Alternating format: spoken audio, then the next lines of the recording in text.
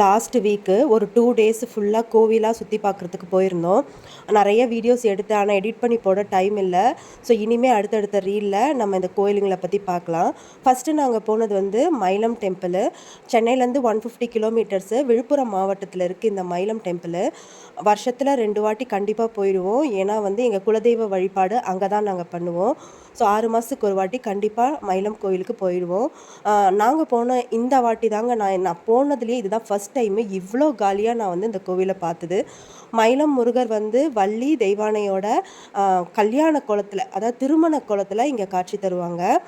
இந்த கோயிலோடைய கட்டமைப்பு ரொம்ப ரொம்ப சூப்பராக இருக்கும். இந்த கோயில் கிட்டத்தட்ட 1000 வருஷம் பழமையானதுங்க. அருணகிரிநாதர் பாடிய ஸ்தலம் கூட இது. கல்யாணம், காது குத்து, நிச்சயதார்த்தம்னு இப்படி நிறைய விஷயங்கள் நடக்கும். நான் வந்து இவ்வளோ காலியாக இதுதாங்க ஃபஸ்ட் டைம் பார்க்குறேன்.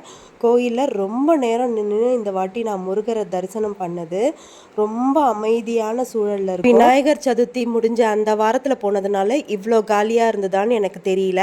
இந்த கோவில் வந்து ஒரு சின்ன மலை மாதிரி தான் இருக்கும். நீங்கள் கீழே இருந்தே ஸ்டெப்ஸ் ஏறி வரலாம். அப்படி இல்லைன்னா ஒரு 40 படிக்கட்டுக்கு முன்னாடி வரைக்கும் கார்லேயோ பைக்லேயோ வந்துட்டு அங்கேருந்து அந்த 40 படிக்கட்டு நம்ம கண்டிப்பாக ஏறுற மாதிரி இருக்கும். ஆனால் அந்த 40 படிக்கட்டு ஏறுறதுக்குள்ளே இந்த குரங்கு தொல்லை ரொம்ப ஜாஸ்தியாக இருக்குங்க. உங்களுடைய பேகெல்லாம் உஷாராக பார்த்துக்கணும். அடுத்து எந்த கோயிலில் போகணுன்றதை நெக்ஸ்ட் ரீலில் பார்க்கலாம். பாய்.